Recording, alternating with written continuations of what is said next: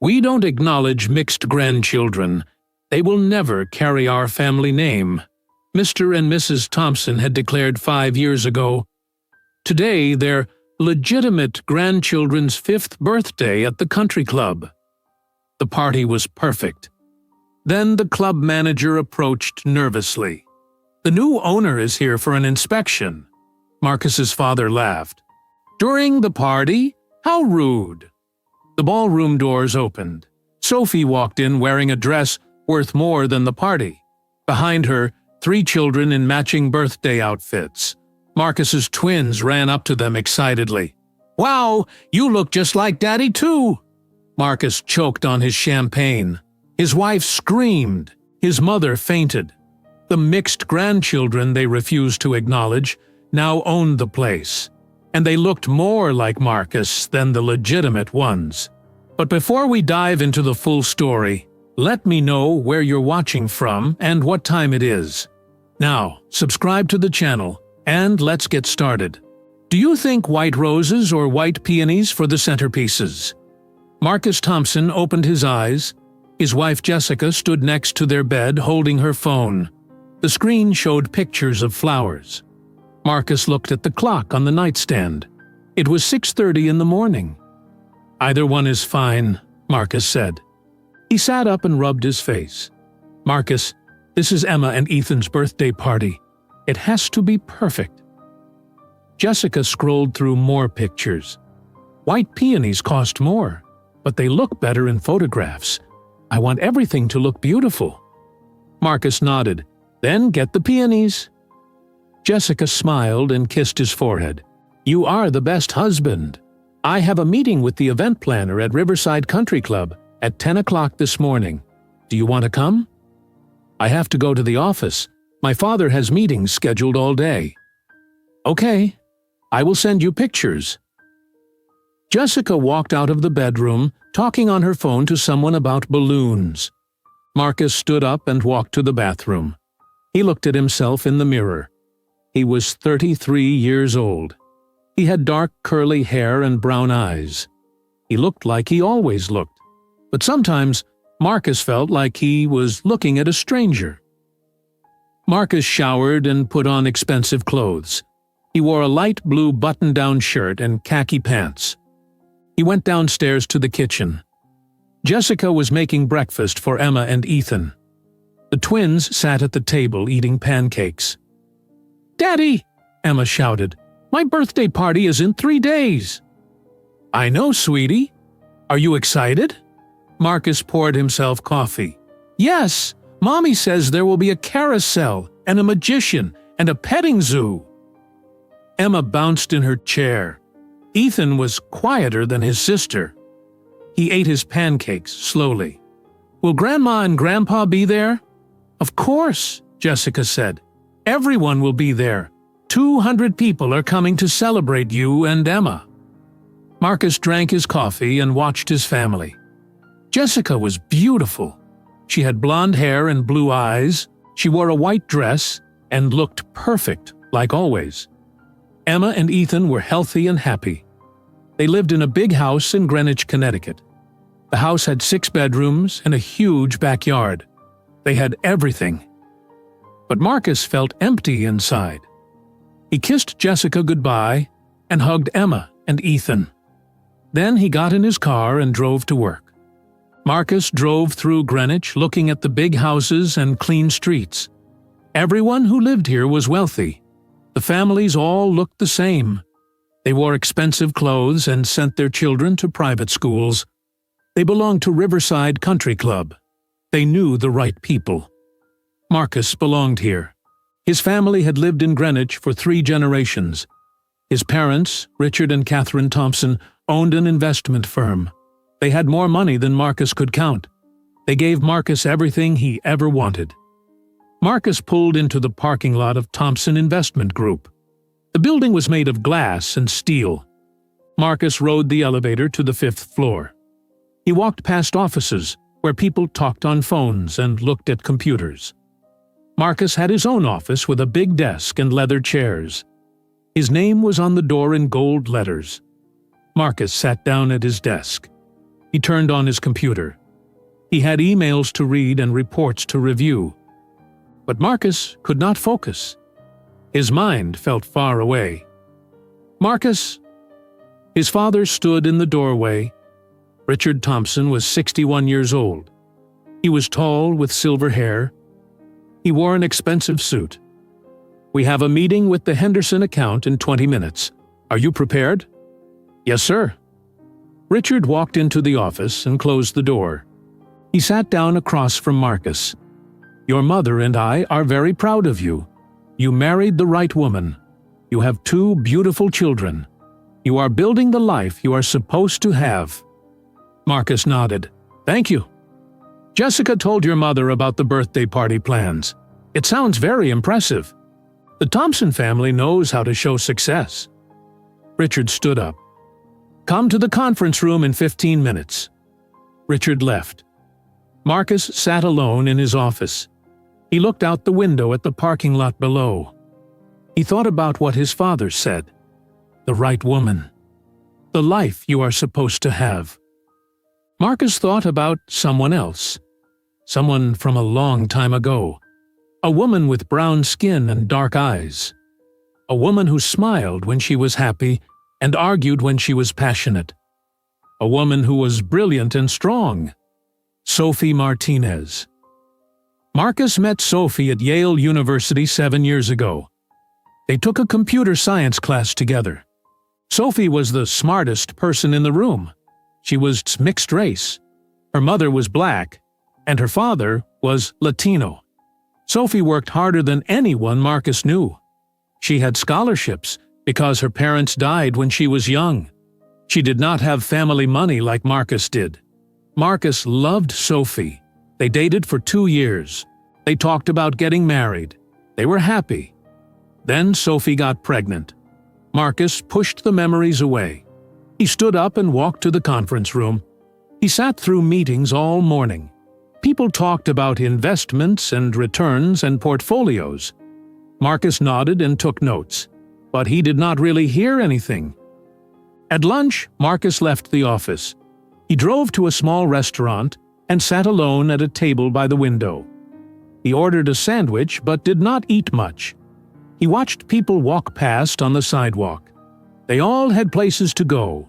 They all looked like they knew what they were doing with their lives. Marcus felt lost. His phone buzzed. Jessica sent him pictures of the birthday cake. It was huge and white, with gold decorations. The message said, $3,000 but worth every penny. Emma and Ethan will love it. Marcus typed back, "Looks great." He put his phone away and stared out the window. Why did he feel this way? He had everything a person could want. Money, a beautiful home, a family, respect, success. But something inside Marcus felt broken. That afternoon, Marcus returned to the office. He sat at his desk trying to work, but he kept thinking about Sophie. He wondered where she was now. He wondered if she ever thought about him. Marcus blocked those thoughts. He told himself to stop. That part of his life was over. It was 7 years ago. 5 years since he last saw Sophie. He made his choice. He moved on. At 5 o'clock, Marcus drove home. Jessica's car was in the driveway. Marcus heard voices in the backyard. He walked through the house and looked outside. Emma and Ethan played on a wooden swing set. Catherine Thompson, Marcus's mother, sat with Jessica at the patio table drinking tea. "Marcus!" Catherine stood up and hugged her son. She was 59 years old with blonde hair and expensive jewelry. "I was just telling Jessica how wonderful the party will be. All our friends are talking about it."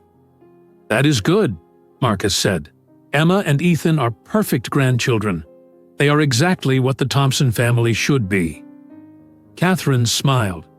"You made the right choices, Marcus. Your father and I are so pleased." Marcus felt sick to his stomach, but he smiled and nodded. That night, Jessica laid out matching outfits for the whole family on the bed. White shirts and khaki pants for Marcus and Ethan. white dresses for Jessica and Emma. "We will look perfect in the photos," Jessica said. She was excited. She spent an hour on her phone posting pictures of the party preparations on social media. Marcus brushed his teeth and got into bed. Jessica fell asleep quickly. But Marcus stared at the ceiling for hours. He felt anxious. Something bad was coming. He could feel it in his chest, like a heavy weight. But Marcus did not know what it was. He thought about the birthday party in 3 days. 200 guests. Riverside Country Club, the most exclusive place in Greenwich. The perfect celebration for the perfect family. Marcus closed his eyes and tried to sleep. He had no idea that the past he buried was about to walk through the door and destroy everything. 3 days later, Marcus woke up on Saturday morning feeling worse. The anxious feeling in his chest was stronger. Jessica was already awake, getting ready. She wore a white dress and pearl earrings. "Today is the day," Jessica said. She looked at herself in the mirror and fixed her hair. "Everything is perfect. The weather is beautiful. Everyone confirmed they are coming. This will be the best birthday party Greenwich has ever seen." Marcus put on his white shirt and khaki pants. He looked at himself in the mirror. He looked fine on the outside, but inside he felt like something was very wrong. Emma and Ethan ran into the bedroom already dressed. Emma wore a white dress with gold ribbons. Ethan wore a white shirt and khaki pants like his father. "Can we go now?" Emma asked. "I want to see the carousel." "In 30 minutes, Jessica said. "Grandma and Grandpa are meeting us there." The Thompson family drove to Riverside Country Club at 11 o'clock in the morning. The club sat on a hill overlooking the water. The building was large and made of white stone. Only the wealthiest families in Greenwich belonged to this club. Jessica had reserved the grand ballroom for the party. When Marcus walked inside, he saw white and gold balloons everywhere. Round tables with white tablecloths filled the room. Each table had tall flower arrangements with white peonies. A carousel stood in one corner with painted horses. In another corner, a small stage waited for the magician. Outside on the lawn, workers set up a petting zoo with goats, rabbits, and a small pony. "This is amazing," Marcus said. He meant it. Jessica planned everything perfectly. "I know." Jessica smiled and took photos with her phone. "Wait until everyone sees this." Guests started arriving at noon. They came in expensive cars wearing designer clothes. Women wore dresses and high heels. Men wore suits or polo shirts. Everyone brought large wrapped presents for Emma and Ethan. Richard and Catherine Thompson arrived early. Richard wore a navy blue suit. Catherine wore a cream-colored dress and diamond jewelry. "Jessica, this is extraordinary," Catherine said. She hugged her daughter-in-law. "You have excellent taste." "Thank you, Catherine. I wanted everything to be special." Richard shook Marcus's hand. "This is how the Thompson family does things. This shows everyone who we are." More guests filled the ballroom. Children ran around playing. Adults stood in groups, talking and drinking champagne. Waiters carried silver trays with small, fancy foods. Everyone smiled and laughed. Emma and Ethan sat at a special table opening presents. They unwrapped toy cars, dolls, books, and games. Each present cost hundreds of dollars. Emma squealed with excitement at every gift. Ethan said thank you politely to each guest. Catherine stood next to her grandchildren, showing them off to her friends. "Emma is starting piano lessons next month," Catherine said proudly. "And Ethan loves mathematics. They are brilliant children." "They are beautiful," one woman said. "They look just like Marcus." Catherine smiled. "Yes, they have the Thompson features. Good genetics." Marcus stood near the bar drinking champagne. He made polite conversation with other Greenwich fathers. They talked about golf and business and their children's private schools. Marcus nodded and smiled, but his mind felt distant. At 1 o'clock, the magician arrived. He wore a black suit and top hat. He performed tricks on the small stage. He pulled rabbits from empty boxes. He made coins disappear. He turned water into colored silk scarves. The children gathered around, watching and clapping. Emma and Ethan sat in the front row, laughing. Jessica walked through the ballroom, checking every detail. She made sure the waiters were moving correctly. She adjusted flower arrangements that looked slightly crooked. She took dozens of photos for social media. Everything had to be perfect. At 2 o'clock, the waiters brought out the birthday cake. It was 3 feet tall with white frosting and gold decorations. 5 candles sat on top. Everyone sang Happy Birthday. Emma and Ethan blew out the candles together. People clapped and cheered. Richard Thompson stood with a group of men near the windows. He talked loudly so everyone could hear. "My investment firm just closed our biggest deal of the year. The Thompson family continues to grow and succeed. And look at my grandchildren. Beautiful, intelligent, perfect." The men nodded and congratulated Richard. Marcus watched his father from across the room. Richard loved being important. He loved people looking at him with respect. At 2:30, the children went outside to see the petting zoo. Parents followed with their phones taking pictures. The ballroom was still full of guests eating cake and drinking champagne. Then Robert Chen walked quickly into the ballroom. He was the club manager. He was 40 years old, with short black hair and a nervous expression. Robert looked around the room until he spotted Marcus.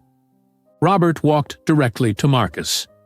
"Mr. Thompson, I apologize for interrupting." "What is it?" Marcus asked. "The new owner of Riverside Country Club wants to do a property inspection right now." Robert spoke quietly, but his voice shook slightly. "New owner?" Marcus was confused. "I did not know the club was sold. It happened last month.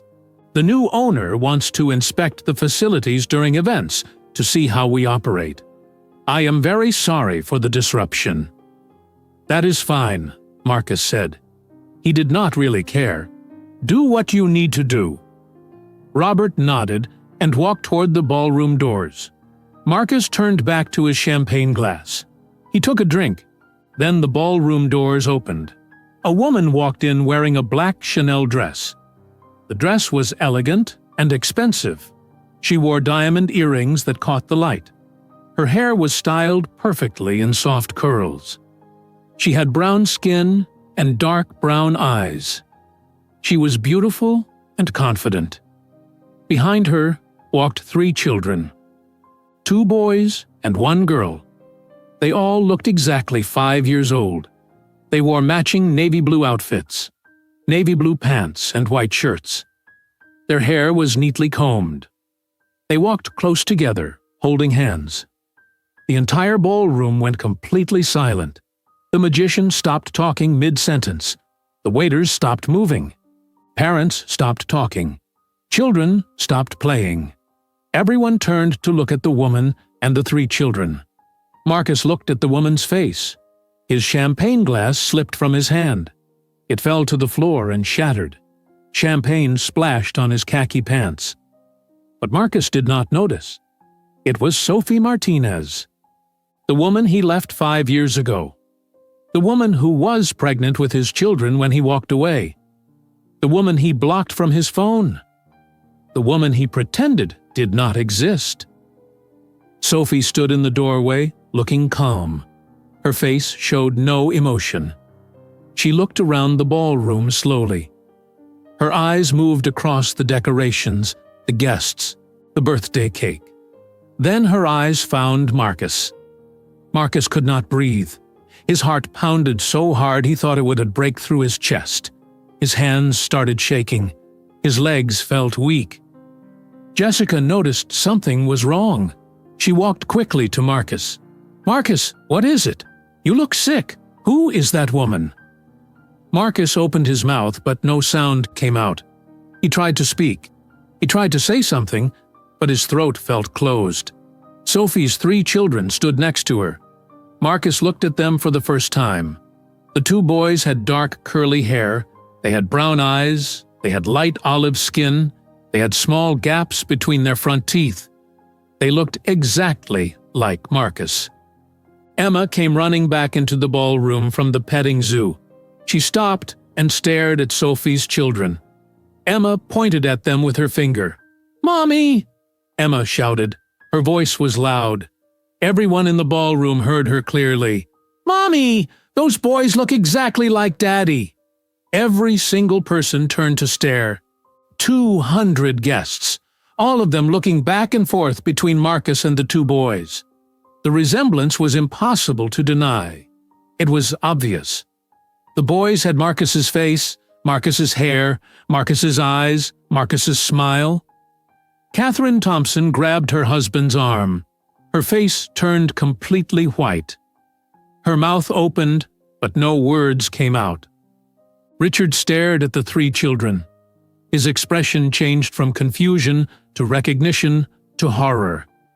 Jessica looked at Marcus with tears already forming in her eyes. "Marcus, who are those children?" Marcus still could not speak. He felt like his entire world was collapsing. The room started spinning. He grabbed the edge of a table to steady himself. Sophie walked slowly into the ballroom. Her heels clicked on the marble floor. The sound echoed in the silent room. The 3 children walked beside her. They held their heads up. They looked confident and calm, just like their mother. Sophie walked to the microphone where the magician had performed earlier. She tapped the microphone twice. The sound filled the ballroom. Everyone stared at her, waiting. Sophie smiled. It was a calm smile, a controlled smile. And Marcus knew his carefully constructed lies were about to crumble in front of everyone he knew. "Good afternoon," Sophie said into the microphone. Her voice was clear and steady. "My name is Sophie Martinez. I am the new owner of Riverside Country Club." The ballroom remained silent. 200 people stared at her. Nobody moved.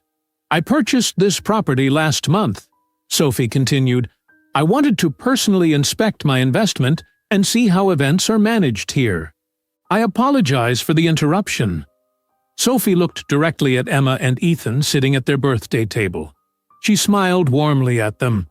"Happy birthday, Emma and Ethan. I hope you are having a wonderful celebration." Then Sophie gestured to the 3 children standing beside her. "I would like to introduce my children. This is Daniel, Lucas, and Olivia Martinez. They are all 5 years old. They are all honor students at Westminster Academy in Manhattan." The 3 children stood quietly. Daniel and Lucas looked around the ballroom with curious eyes. Olivia held a book against her chest. Jessica grabbed Marcus's arm hard. Her fingernails dug into his skin. "Marcus, tell me who that woman is. Tell me right now." Marcus's voice came out weak and broken. We went to Yale together. We dated a long time ago. Those boys look exactly like you." Jessica's voice got louder. Other guests turned to look. "Marcus, are those your children?" Marcus could not answer. His mouth opened, but nothing came out. Sophie spoke into the microphone again. "Daniel is excellent at mathematics. Lucas plays piano beautifully. Olivia loves science. I am very proud of them." Richard Thompson's face changed from white to red. He recognized Sophie now. He remembered her, the pregnant woman his son dated 7 years ago, the woman they told Marcus to leave. Richard walked quickly toward Sophie, with his hands raised in front of him. He tried to make his voice sound friendly and calm. "Miss Martinez, I think there has been some confusion here. Perhaps we should speak privately." This is a children's birthday party. We should not discuss business matters in front of guests." Sophie looked at Richard with cold eyes. She did not smile. "Mr. Thompson, how nice to see you again. Sophie, please, let us go somewhere quiet and talk." Richard moved closer. "I am sure we can work this out." "Work what out?" Sophie asked. Her voice was still calm, but there was something sharp underneath it. Richard glanced around at all the guests watching them. He lowered his voice. "Perhaps mistakes were made in the past. But we can fix things now. These children deserve to know their family." Sophie stepped away from the microphone.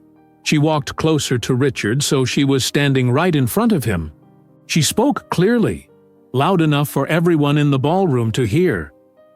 "Mr. Thompson, 5 years ago you told your son that my children would never carry the Thompson name. Do you remember that conversation?" Richard's face went pale again. "Sophie, that was... circumstances were different then. You told Marcus that you would never acknowledge mixed-race grandchildren. You said they would not be part of your family. You said if Marcus stayed with me, you would cut him off from his inheritance." Sophie's voice stayed steady and controlled. "Do you remember saying those things?" The ballroom was so quiet that people could hear their own breathing. Guests looked at each other with shocked expressions. Some people took out their phones and started recording. Catherine Thompson made a small, gasping sound. She stood frozen near the birthday cake table. Richard held up his hands. "You are taking things out of context. Family decisions are complicated. We were trying to do what was best for Marcus." "You were right about one thing," Sophie said. "My children do not carry the Thompson name. They carry the Martinez name. And that name is now on the deed to this property. That name is on a successful software company that sold for $8 million. That name is on a venture capital firm helping women entrepreneurs. The Thompson name means nothing to my children."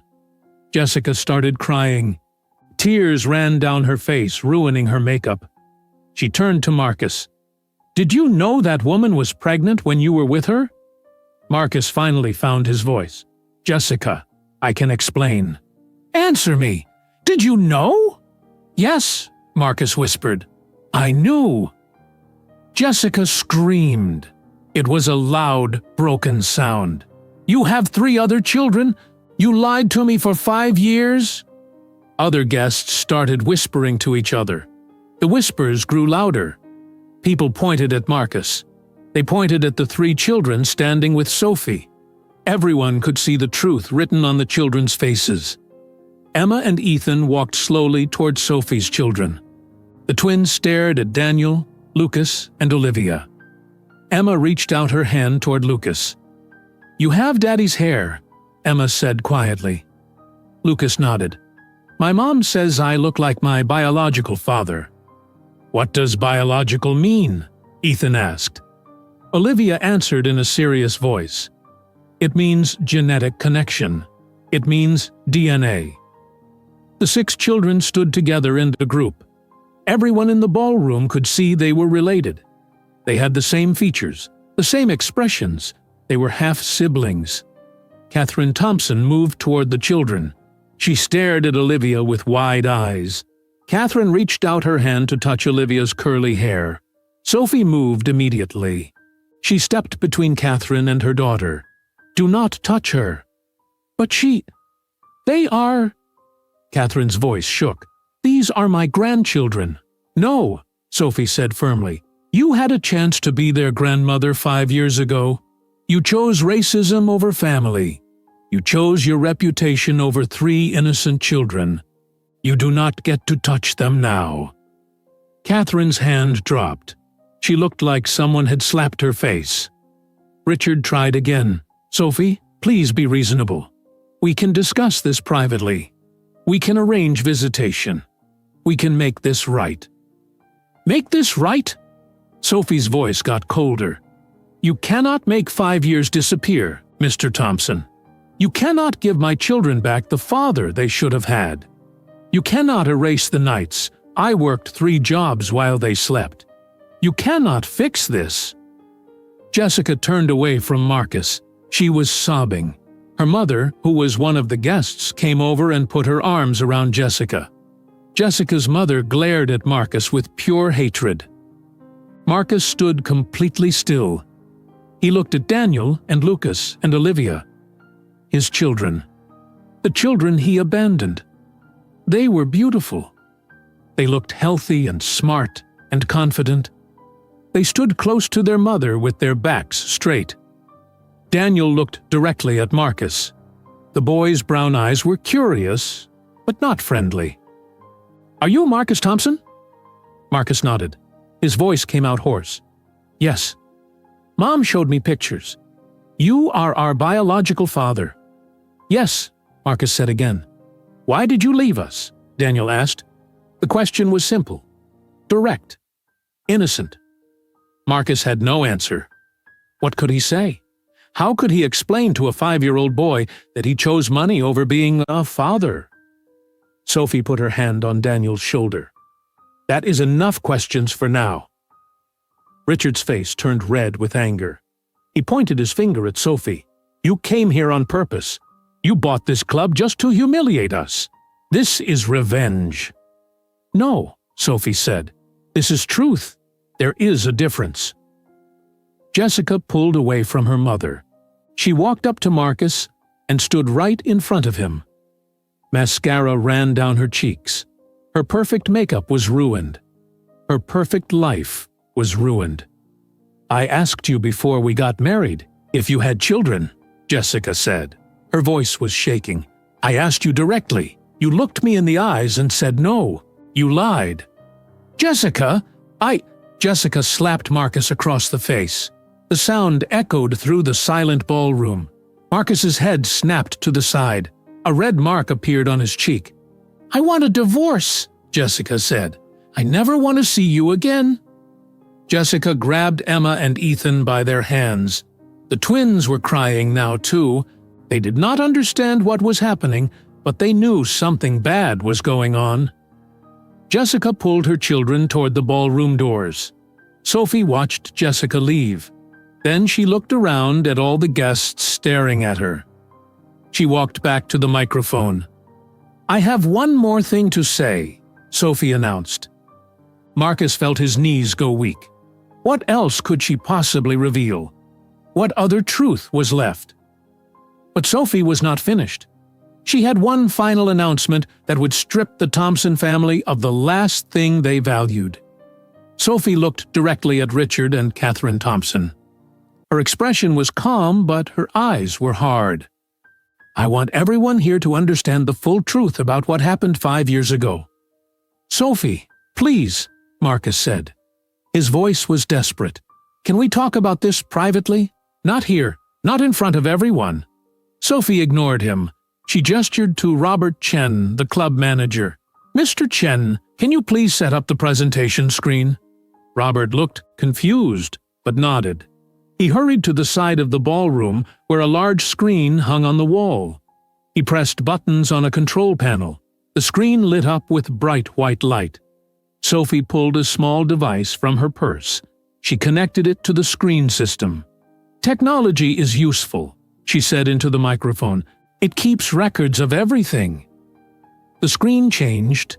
Text messages appeared, big enough for everyone in the ballroom to read. The first message was dated 5 years ago. October 15th. "Marcus, please call me.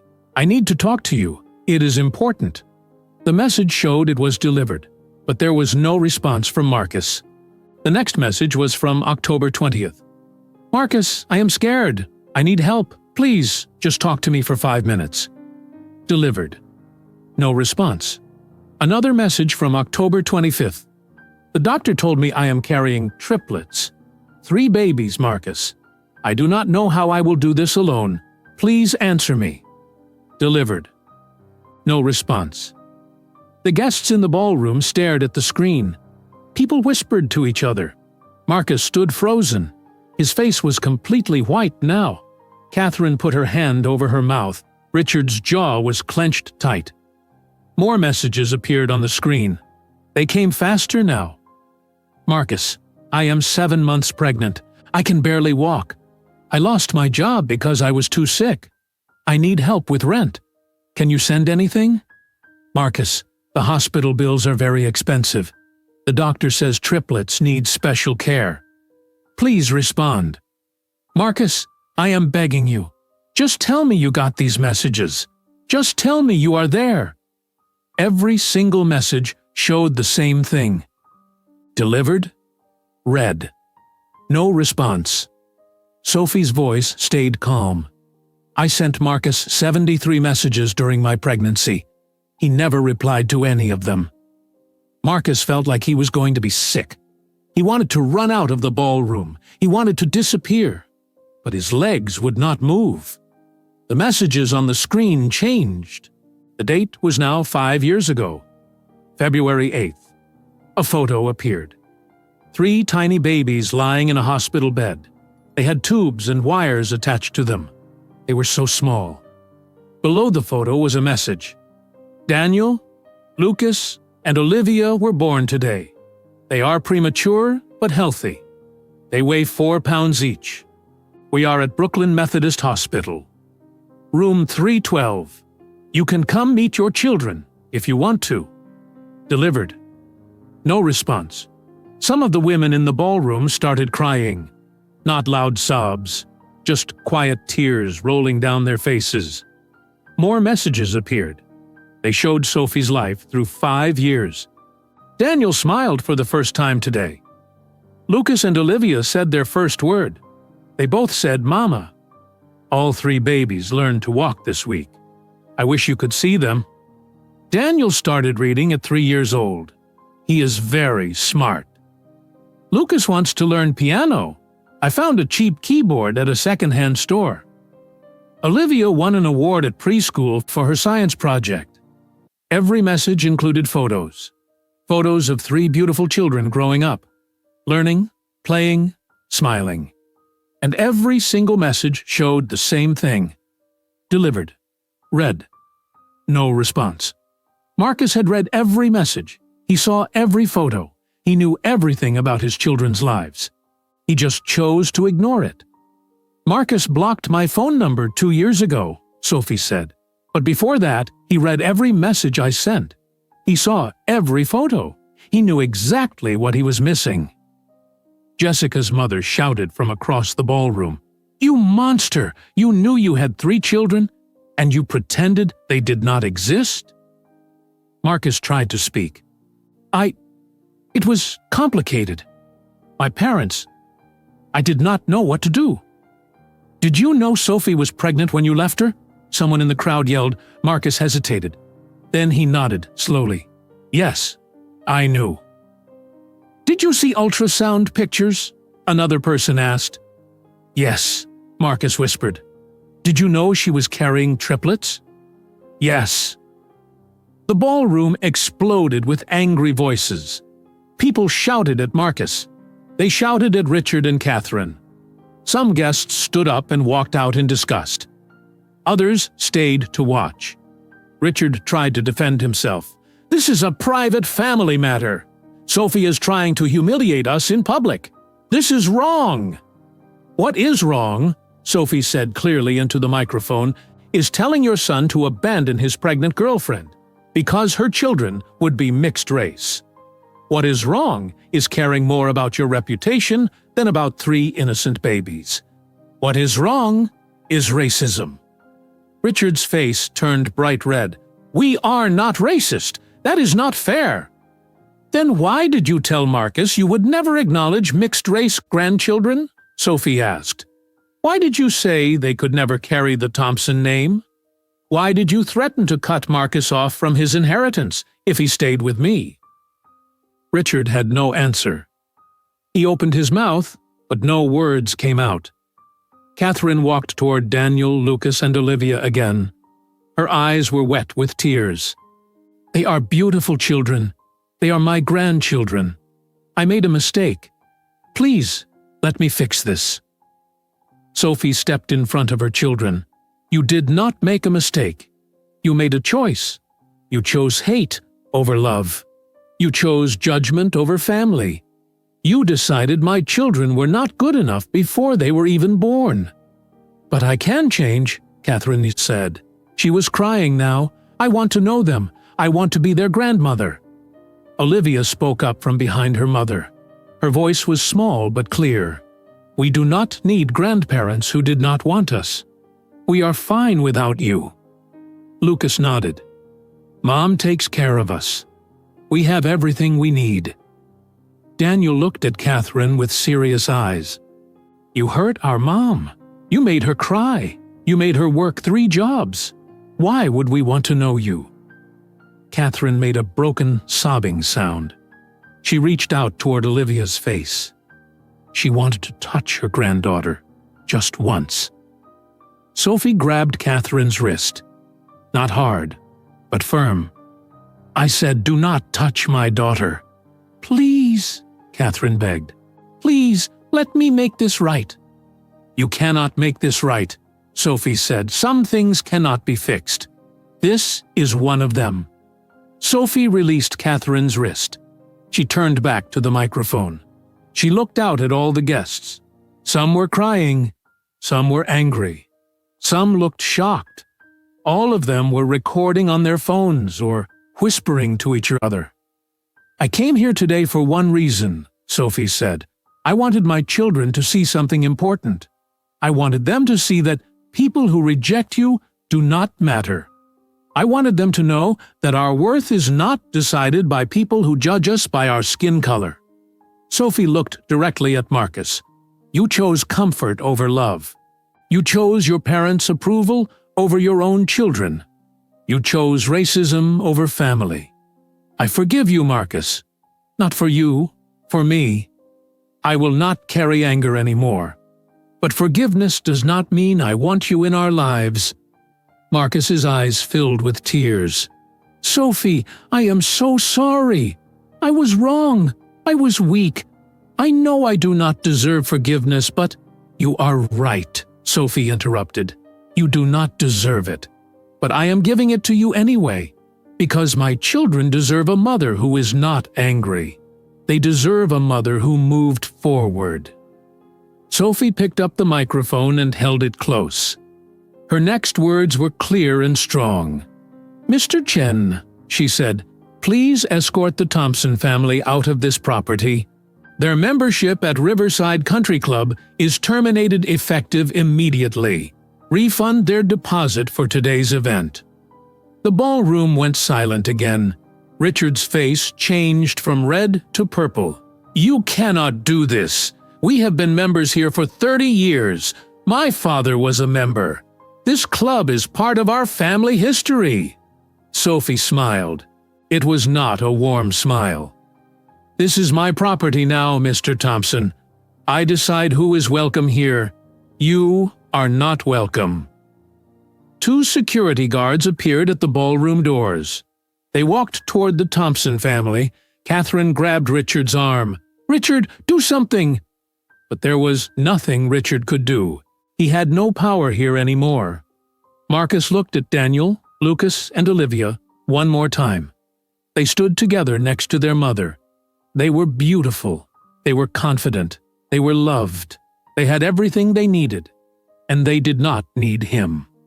The security guards walked slowly toward Richard and Catherine Thompson. One guard was tall with gray hair. The other was younger with broad shoulders. They both wore dark uniforms with the Riverside Country Club logo.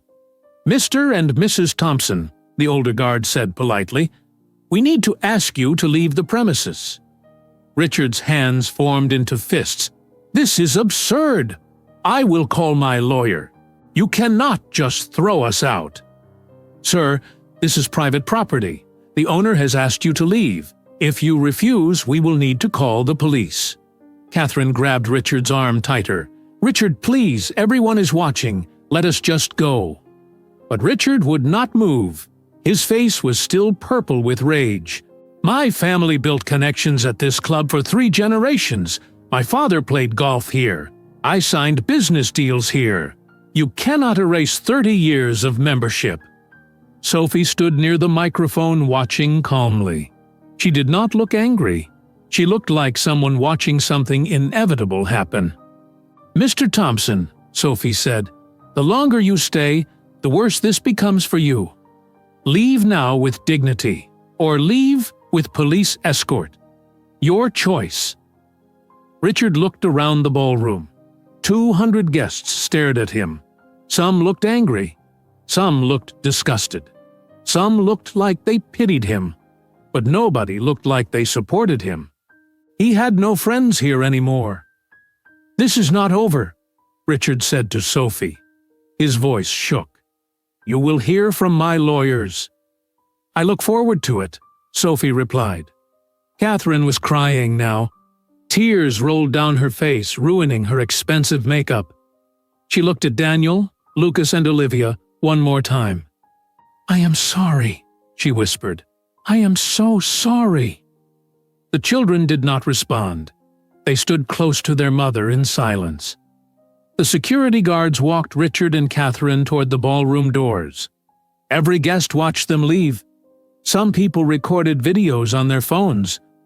Others whispered to the people standing next to them. Marcus stood alone in the middle of the ballroom. He did not follow his parents. He did not move at all. He just stared at Sophie and the 3 children. "Marcus," Sophie said quietly, "you should leave too." Can I talk to them? Just for 1 minute?" Marcus's voice was broken, desperate. "Please, Sophie, 1 minute." Sophie looked at her 3 children. "Do you want to talk to him?" Daniel shook his head no. Lucas looked down at his shoes. Olivia held her book tighter against her chest. "No," Olivia said firmly. "We do not want to talk to him." Marcus felt like someone stabbed him in the chest. His own children did not want to speak to him. They did not know him. They did not need him. They did not want him. "Okay," Marcus said. His voice came out as a whisper. "Okay, I understand." He turned and walked toward the ballroom doors. His legs felt heavy. Each step was difficult. He walked past guests who moved away from him like he had a disease. He walked past the birthday cake that cost $3,000. He walked past the white and gold balloons Jessica had chosen so carefully. He walked out of the ballroom and out of the building. Outside, the sun was bright. It was a beautiful Saturday afternoon. Children played at the petting zoo on the lawn. They laughed and pet the goats. They did not know anything bad had happened inside. Marcus got into his car. He sat in the driver's seat, but did not start the engine. He put his head on the steering wheel and finally let himself cry. Inside the ballroom, guests started leaving quickly. They walked in groups, talking loudly about what they just witnessed. Women pulled out their phones and called friends who were not at the party. Men shook their heads in disbelief. "Did you see those children? They looked exactly like Marcus." "I cannot believe he abandoned them. 3 babies." And the text messages, he knew the whole time. Richard and Catherine threatened to disown him if he stayed with that woman. It is disgusting. "Well, she is certainly successful now. Did you hear? She sold her company for $8 million. She bought this whole club just to show them what they rejected. Good for her. The Thompson family deserves this." Sophie stood near the microphone holding her children's hands. She watched the guests leave. Some people walked past her without looking, but a few women stopped to speak to her. "What you did took courage," one woman said. "I am sorry for what happened to you." "Thank you," Sophie replied. Another woman knelt down to the triplets' level. "You 3 are beautiful children. Your mother is very strong." Daniel smiled a little. "We know. She is the best mom." Robert Chen, the club manager, approached Sophie nervously. "Miss Martinez, I apologize for any discomfort this caused you. If you need anything at all—" "It is fine, Robert. You did your job well. Please make sure the Thompson family deposit is refunded by Monday." "Yes, ma'am. Absolutely." Sophie gathered her children. "Come on, let us go home." "But we did not get to see the petting zoo," Lucas said. Sophie smiled, a real smile this time. "We will go to a different petting zoo next weekend, a better one." The four of them walked out of the ballroom together. They got into Sophie's black car. A driver waited for them. Sophie owned the kind of car that Marcus's parents drove. She wore the kind of clothes that Marcus's mother wore. She had the kind of confidence that Marcus's father always pretended to have. But Sophie earned everything herself. Nobody gave it to her. Nobody handed her anything. The car drove away from Riverside Country Club. Daniel, Lucas, and Olivia talked about what they wanted for dinner. They talked about homework. They talked about a movie they wanted to watch. They were normal children having normal conversations. Sophie looked out the window as Greenwich passed by. Beautiful houses, clean streets, perfect lawns. This was the world that rejected her children. The world that said they were not good enough. But Sophie built a better world, and she brought her children with her. By Sunday morning, everyone in Greenwich knew what happened. The story spread through text messages and phone calls and social media posts. People talked about it at church. They talked about it at coffee shops. They talked about it at the grocery store. "Did you hear about Marcus Thompson? I heard he has 3 secret children." Not secret. He just pretended they did not exist. His parents told him to leave his pregnant girlfriend because she was black and Latino. That poor woman raised triplets alone while working 3 jobs. And now she is a millionaire who owns Riverside Country Club. The Thompson family got exactly what they deserved. Some people defended the Thompsons. They said Sophie should not have embarrassed them publicly. They said she was cruel to bring her children to a birthday party and cause a scene. They said family business should stay private. But most people were horrified. They were horrified by Richard and Catherine's racism. They were horrified by Marcus's cowardice. They were horrified that 3 innocent children were rejected before they were even born. Marcus stayed in his house all day Sunday. He did not answer his phone. He did not check his messages. He did not look at social media. He just sat in his living room staring at nothing. The house was empty. Jessica took Emma and Ethan to her parents' house. She sent Marcus one text message on Sunday morning. "My lawyer will contact you tomorrow. Do not try to see the children." Marcus's parents called him 15 times. He did not answer. Finally, they came to his house and knocked on the door. Marcus opened it. Richard and Catherine stood on the doorstep, looking older than they did yesterday. Catherine's eyes were red from crying. Richard's face was tired and angry. "We need to talk," Richard said. Marcus stepped aside and let them in. They sat in the living room. Nobody spoke for a long moment. Then Richard broke the silence. "We need to hire a lawyer. We need to fight for visitation rights with those children. We need to control this story before it destroys our reputation completely." Marcus looked at his father. Really looked at him. For the first time in his life, Marcus felt something new when he looked at Richard Thompson. He felt anger. "Control the story?" Marcus repeated. His voice was quiet, but there was something hard in it. "That is what you care about? Controlling the story?" Richard leaned forward. "Marcus, we need to be practical. This situation is a disaster, but we can fix it if we act quickly. We get lawyers, we fight for grandparent rights, we make a public statement about reconciliation and family values." "Family values?" Marcus said. The words felt bitter in his mouth. "Yes," Catherine said. She wiped her eyes with a tissue. "We can say we made mistakes, but now we want to make things right. We can say we want to be part of those children's lives. People will forgive us if we show we are trying." Marcus stood up. You do not want to be part of their lives. You want to repair your reputation. That is not fair, Richard said. We saw those children yesterday. They are our grandchildren. Of course, we want to know them. You did not want to know them 5 years ago. 5 years ago was different. Richard's voice got louder. We did not know. We thought. You thought what? Marcus asked. Say it out loud, Dad. Tell me what you thought. Richard's jaw clenched. He did not answer. Marcus looked at his mother. Mom, tell me, what did you think 5 years ago when you told me to leave Sophie? Catherine's hands twisted the tissue. We thought you were making a mistake.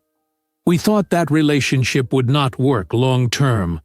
We thought about cultural differences, and what people would say and what would be best for your future.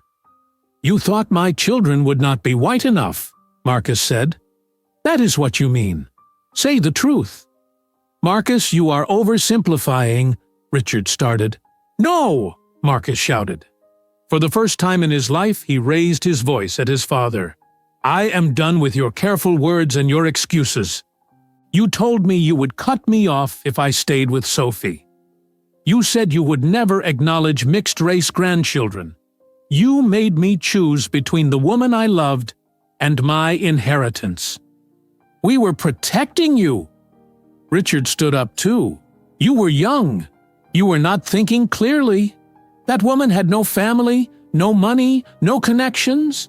We were trying to save you from a difficult life. You were trying to save yourselves from embarrassment. Marcus felt tears on his face. You cared more about what your friends at the country club would think than about your own grandchildren.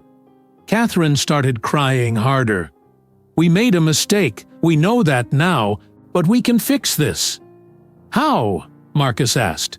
How do you fix 5 years? How do you fix Sophie working 3 jobs while pregnant? How do you fix her living in a small apartment and skipping meals so her children could eat? How do you fix Daniel and Lucas and Olivia growing up without a father? That was your choice, Richard said coldly. We gave you an option. You chose your inheritance. You left that woman. That was your decision, not ours.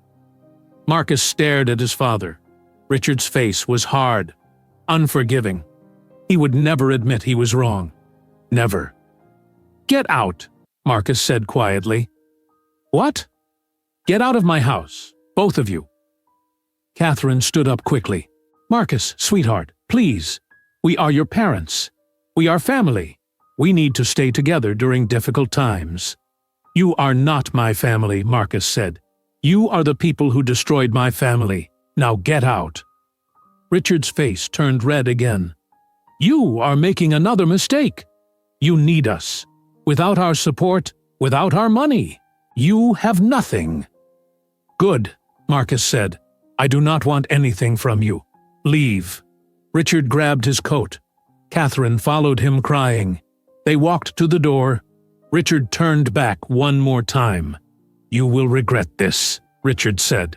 When Jessica takes everything in the divorce, when you lose your job, when you have nothing, you will come back to us. And we might not be there. I hope you are right, Marcus said. I hope I never see you again. Richard and Catherine left. The door slammed shut. Marcus stood alone in his empty house. For the first time in 5 years, Marcus felt something that was not guilt or emptiness or fear. He felt free. But the freedom did not last long. Reality came back quickly. Marcus had to face what he had done. He had to face Jessica. He had to face his children. At noon, Marcus drove to Jessica's parents' house in Greenwich. The house was large, with white columns and a circular driveway. Jessica's father's car was parked outside. So was Jessica's car. Marcus parked on the street. He walked up the driveway and rang the doorbell. Jessica's father, William, answered. He was a tall man with gray hair and an angry expression. He did not invite Marcus inside. He stood in the doorway blocking the entrance. "What do you want?" William asked. "I want to talk to Jessica. I want to see Emma and Ethan." "Jessica does not want to see you. The children do not want to see you." "Please," Marcus said. "I know I do not deserve it, but I need to explain." "Explain what?" William's voice was hard. "Explain that you lied to my daughter for 5 years? Explain that you have 3 other children you pretended did not exist? What explanation makes that acceptable?" Marcus had no answer. "Jessica is filing for divorce tomorrow morning," William continued. "Her lawyer is very good. You will get nothing. You lied about having children before your marriage. That is fraud. You will be lucky if you get any custody of Emma and Ethan at all." "I love Emma and Ethan," Marcus said weakly. "You love them?" William stepped closer. His face was inches from Marcus's face. "You abandoned 3 babies 5 years ago. You read their mother's messages, begging for help, and you ignored every single one. You saw photos of your own children growing up, and you did nothing. That is not love. That is cowardice. My daughter married a coward and a liar." William stepped back into the house. "Do not come here again. Jessica's lawyer will contact you tomorrow. If you try to see the children without permission, we will get a restraining order." The door closed. Marcus stood on the steps alone. He walked back to his car slowly. His legs felt heavy. Everything felt heavy. Marcus drove to a park near his house. He sat on a bench and stared at the trees. Families walked past. Parents pushed children on swings. A father threw a baseball with his son. Everyone looked normal and happy. Marcus was not normal. He was not happy. He destroyed everything good in his life. His phone buzzed. He looked at it.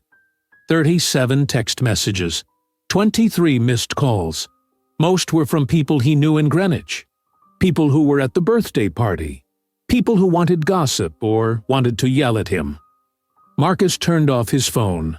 Across the city in Manhattan, Sophie sat in Central Park with Daniel, Lucas, and Olivia. They sat on a blanket under a large tree. Sophie brought sandwiches and fruit. The children ate and watched other children play nearby. "Mom," Daniel said, "can I ask you something?" "Of course, honey." "Why did our biological father leave us?" Sophie had been waiting for this question. She knew it would come. She put down her sandwich and looked at her 3 children. They were all watching her with serious expressions, waiting for the truth. "Your biological father made a choice 5 years ago," Sophie said carefully. "His parents told him they would not accept you because of your race. They said you could not be part of their family. Your father could have chosen to stay with me and with you, but he chose to do what his parents wanted instead." "Because we are Black and Latino?" Olivia asked. "Yes," Sophie said. She would not lie to her children. His parents did not want mixed-race grandchildren. They thought that was wrong. "But that is racism," Lucas said. "We learned about that in school. Racism is bad." "Yes, it is bad," Sophie agreed. "And what his parents did was racism. And your father was weak. He let their racism control his decisions." Daniel thought about this. "Does he want to see us now?" Sophie sighed. "I do not know what he wants. Maybe he does. But that does not matter. What matters is what you want. What is best for you." "I do not want to see him," Olivia said firmly. "He hurt you, Mom. He made you work 3 jobs. He made you cry." "I do not want to see him either," Lucas agreed. Daniel was quiet for a moment. Then he asked, "Are we okay without a father?" Sophie pulled all 3 children close to her. "You are more than okay. You are amazing. You are smart and kind and strong. You have everything you need. We are a family, a complete family. We do not need anyone else." "Not even grandparents?" Daniel asked. "Not even grandparents who did not want you," Sophie said. "You deserve people who love you from the beginning, not people who only want you after they see you are successful." The children nodded. They understood. They were only 5 years old, but they were smart. They knew what rejection felt like, even if they did not have all the words for it. Sophie's phone rang. It was her business partner, Jennifer Chen. "Sophie, I just saw the videos from yesterday," Jennifer said. "Are you okay? Are the kids okay?" "We are fine," Sophie said. "Better than fine." "Good, because I have some news. 3 major publications want to interview you: Forbes, Fortune, and Business Insider. They want to write about your success story, about how you built a company while raising triplets alone." "No," Sophie said immediately. "I do not want my children growing up as a news story." "I understand. But Sophie, you could use this platform to help other single mothers. You could talk about your scholarship program. You could inspire people." Sophie thought about this. "Let me think about it. I will call you tomorrow." She hung up. Daniel looked at her.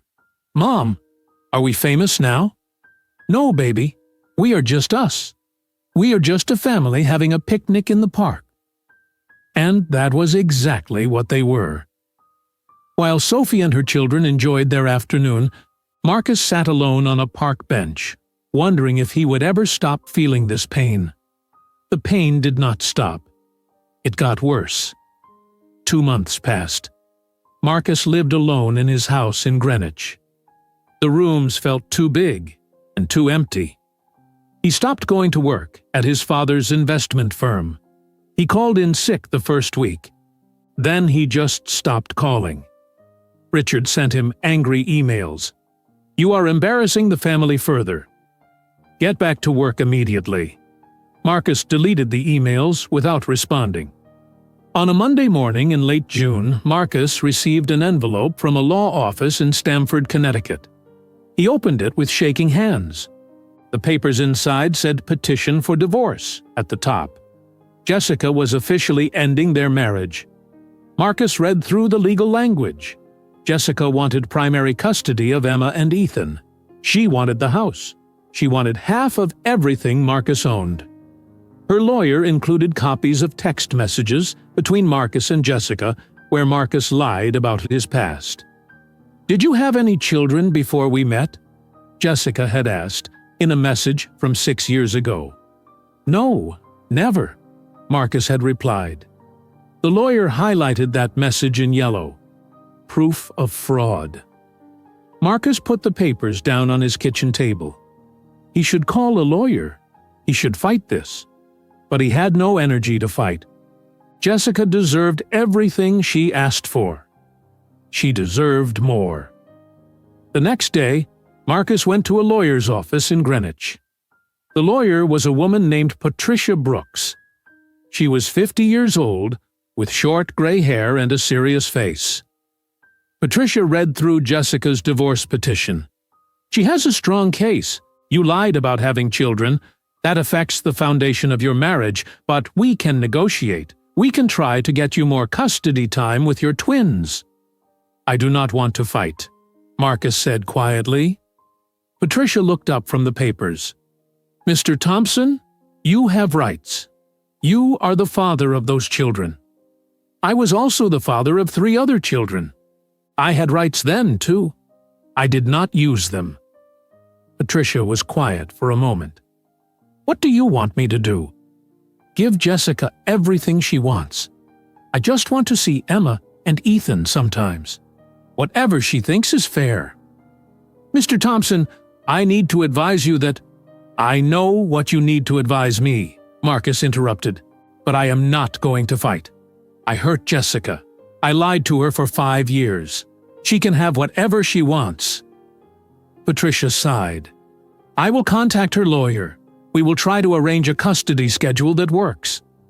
Marcus left the lawyer's office. He got in his car but did not drive home. He drove around Greenwich for an hour. He drove past Riverside Country Club. The building looked the same, beautiful and elegant. But Marcus could never go there again. He drove past the park where he used to take Emma and Ethan. He saw other families there. fathers pushing their children on swings, mothers playing with their kids in the sandbox. Marcus kept driving. 3 weeks later, Marcus sat in a courtroom in Stamford. Jessica sat on the other side with her lawyer. She wore a black dress and her hair was pulled back. She did not look at Marcus. The judge was an older man with white hair. He reviewed the divorce papers. He asked Jessica's lawyer some questions. He asked Patricia some questions. Then he made his decision. The court grants primary physical custody to Jessica Williams. Marcus Thompson will have supervised visitation every other weekend. The family home goes to Jessica Williams. Assets will be divided according to the settlement agreement both parties signed. The judge banged his gavel. It was over. Marcus's marriage was finished. After court, Patricia walked with Marcus to the parking lot. "You could have gotten more custody time if we fought." "I know," Marcus said, "but Emma and Ethan do not need more confusion in their lives. They need stability." "What will you do now?" Marcus shrugged. "I do not know." He drove home to his empty house. Except it was not his house anymore. He had 30 days to find a new place to live. Jessica and the twins would move back in. Marcus started packing his things into boxes: clothes, books, photos. He found a photo album from Emma and Ethan's first year.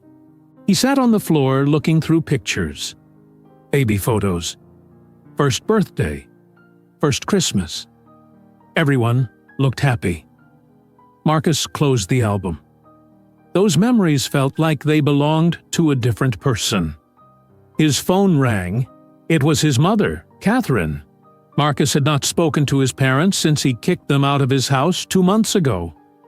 He almost did not answer, but he pressed the button. "Hello?" "Marcus." Catherine's voice sounded tired. "How are you?" "I am getting divorced. Jessica got the house and primary custody." "How do you think I am?" Catherine was quiet. Then she said, "Your father and I are having difficulties too." "What kind of difficulties?" "Social difficulties. People are not treating us the same way anymore. We were asked to step down from the hospital charity board, the art museum board. Your father lost 3 major clients at the firm. People talk about us everywhere we go." Marcus felt no sympathy. "You earned that." "Marcus, please. We are your parents. We made mistakes, but we are still family. You told me to abandon my children because they were mixed race. You threatened to disown me if I stayed with Sophie. You cared more about your reputation than about 3 innocent babies." Marcus's voice was flat, empty. "You are not my family. You are just people I used to know." "Marcus." He hung up. He turned off his phone and went back to packing. Marcus moved into a small apartment in Stamford, Connecticut. The apartment had 1 bedroom, a tiny kitchen, and a living room. It was nothing like his house in Greenwich, but it was all Marcus needed. He stopped shaving. He stopped caring about his clothes. He wore old t-shirts and jeans. He gained weight because he ate badly and did not exercise. He looked in the mirror and saw a stranger. Every other weekend, Marcus picked up Emma and Ethan for his supervised visitation. A woman named Carol sat with them during the visits. Carol worked for child services. She was there to make sure Marcus was appropriate with his children. The visits were awkward. Emma and Ethan were quiet around Marcus now. They did not run to hug him anymore. They were polite, but distant. "How is school?" Marcus asked Emma during one visit. "Fine." "What are you learning about?" "Reading and math." "That is good. Do you like your teacher?" "Yes." The conversations felt stiff and forced. Carol watched everything and wrote notes. Ethan asked questions Marcus did not want to answer. "Dad, why do we only see you for a few hours every 2 weeks?" "Because your mom and I are divorced. This is what the judge decided." Emma says we have other brothers and sister. Is that true? Marcus's throat felt tight. Yes, you have 3 half-siblings, Daniel, Lucas, and Olivia. Why do they not visit us? Because they live in New York with their mother. They have their own life. Do they know about us? Yes. Can we meet them? Carol stopped writing and looked at Marcus, waiting to hear his answer. I do not think so, Marcus said quietly. Their mother does not want me in their lives, and they do not want to see me. Why not? How could Marcus explain this to a 5-year-old? How could he say that he abandoned 3 babies, that he was a coward, that he chose money over being a father? Because I made very bad choices before you were born, Marcus finally said. I hurt their mother. I was not there when they needed me. They do not forgive me, and they should not. Ethan thought about this. Are you going to leave me and Emma too? No, Marcus said quickly. No, Ethan. I will never leave you and Emma. I promise. But even as he said the words, Marcus knew they sounded empty. He already left 3 children. Why should Emma and Ethan believe him? The visits ended at 6 o'clock. Marcus drove Emma and Ethan back to Jessica's house.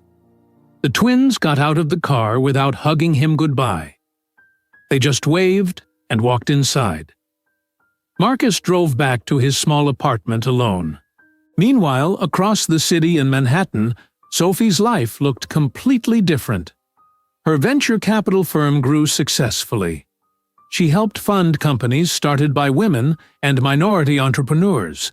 She invested in a tech startup created by 2 Black women from Howard University. She invested in a restaurant chain started by a Latino immigrant.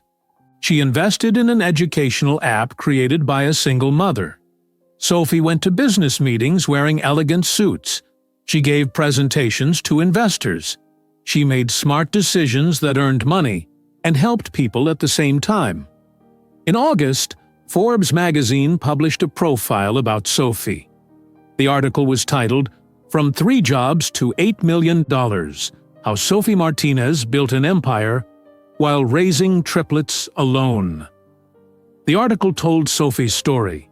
It described how her parents died when she was in college, how she got pregnant and was abandoned by her boyfriend, how she worked 3 jobs while raising 3 babies, how she taught herself advanced coding and built a software program that changed her life. The article did not mention Marcus's name. It did not mention the country club incident. Sophie refused to talk about that part of the story. She only talked about her work and her children. My children are my motivation, Sophie told the Forbes reporter. Everything I do is for them. I want them to see that hard work and determination matter more than where you come from or what you look like. The article included photos of Sophie and her children. Daniel, Lucas, and Olivia smiled at the camera. They looked healthy and happy and confident. People read the article and praised Sophie on social media. This woman is incredible. Single mothers are heroes. She is an inspiration. But Sophie did not read the comments. She did not care about being famous. She cared about her children and her work. Daniel continued to excel at mathematics. His teacher said he was the smartest student she had taught in 20 years. Lucas performed in a piano recital at a music hall in Manhattan. Parents in the audience cried watching him play. Olivia won 3rd place in a science competition for elementary school students across New York. Sophie took photos of all these moments. She hung them on the walls of their apartment. She was proud of her children. So proud. One night after dinner, Olivia asked Sophie a question. Mom, do you think our biological father knows we are doing well? Sophie put down her dish towel. She sat at the table with her 3 children. I do not know. Maybe. Why do you ask? I just wonder if he thinks about us. Does it matter? Sophie asked gently. Olivia thought about this. No, I guess not. We do not need him. That is right, Sophie said. We do not need him. We are complete just the way we are." And they were. But miles away in Stamford, Marcus sat alone in his apartment, thinking about his 5 children every single day. Marcus thought about his children constantly, but thinking was not enough anymore. He needed to do something. He needed to try. On a Tuesday morning in September, Marcus sat at his small kitchen table with a blank piece of paper in front of him.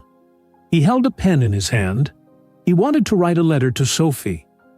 He wrote, "Dear Sophie, I know I have no right to contact you, but I need to." Marcus stopped. He crossed out the words. That was not right. It sounded like an excuse. He started again. "Sophie, I am writing to apologize for—" No, that was not right either. Words like apologize were too small for what he did. Marcus threw the paper away. He got a new piece of paper and he tried again. "Sophie, I was wrong about everything." He stared at those words. Then he crumpled the paper and threw it in the trash. Marcus spent 3 hours that morning writing and throwing away letters. Nothing sounded right. Everything sounded like he was making excuses or asking for something he did not deserve. By noon, Marcus had filled his trash can with crumpled papers. He put his head down on the table. This was impossible. How could words fix 5 years of abandonment? But Marcus kept trying. He had to try. The next day, Marcus sat at the table again. More blank paper, more attempts. "You were right about everything. I was a coward. I chose comfort over love. I let my parents' racism control my life." Each sentence was true, but each sentence alone was not enough. Marcus worked on the letter for 3 days. He wrote drafts. He crossed out words. He rewrote sentences. He tried to be honest without making excuses. Finally, on Friday afternoon, Marcus wrote something that felt true. "Sophie, I am writing this letter not because I expect forgiveness. I am writing because you deserve to hear these words. You were right about everything. I was a coward who chose comfort over love. I let my parents' racism control my decisions when I should have been strong enough to make my own choices. I abandoned you when you were pregnant with triplets. I knew you were struggling and I did nothing. I saw your messages begging for help, and I ignored every single one. I saw photos of Daniel, Lucas, and Olivia growing up, and I pretended they did not exist. There is no excuse for what I did. None. I cannot say I was young or confused or under pressure. I was just weak and selfish and wrong. Seeing Daniel, Lucas, and Olivia at the country club broke something inside me. For 5 years I told myself I made the best choice. I told myself lies to make myself feel better. But when I saw your 3 children standing next to you, confident and happy and loved, I finally understood what I destroyed. I lost 5 years with 3 amazing children. I lost the strongest woman I ever knew. I lost my self-respect. I am not asking to be part of Daniel, Lucas, and Olivia's lives. I know I gave up that right 5 years ago. I just want you to know that if your children ever ask why I left, you can tell them the truth. I was weak. I was selfish. I was wrong. And I am sorry. Marcus. Marcus read the letter 5 times. It was not perfect. Nothing could be perfect. But it was honest. He put the letter in an envelope. He addressed it to Sophie's business office in Manhattan. He found the address online. Then Marcus drove to the post office and mailed the letter before he could change his mind. For the next week, Marcus checked his mailbox every day. He knew Sophie probably would not respond. She had no reason to respond, but part of him hoped anyway. 1 week passed. No response. 2 weeks passed. Still nothing. Marcus told himself it was fine. He did not deserve a response. At least Sophie knew how he felt now. That was enough. But it was not enough. Marcus wanted to hear from her.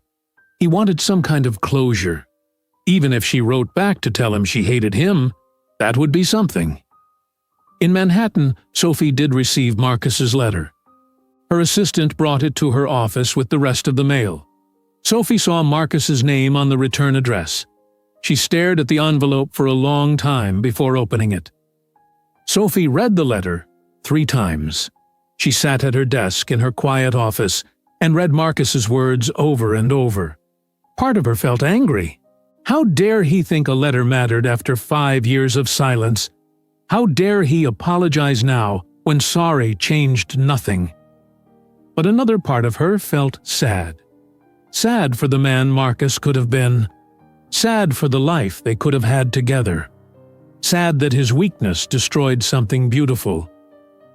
Sophie put the letter in her desk drawer. She tried to focus on work, but the words stayed in her mind all day. That evening, Sophie called her business partner, Jennifer Chen. They talked most evenings about work and life. Jennifer was one of the few people Sophie trusted completely.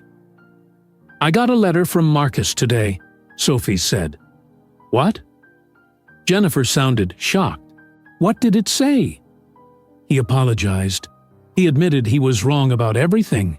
He said he is not asking to be part of the children's lives. He just wanted me to know he was sorry.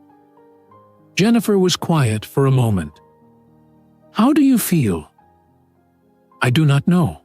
Angry, sad, confused, tired." "Do you want to respond?" "I do not owe him anything," Sophie said.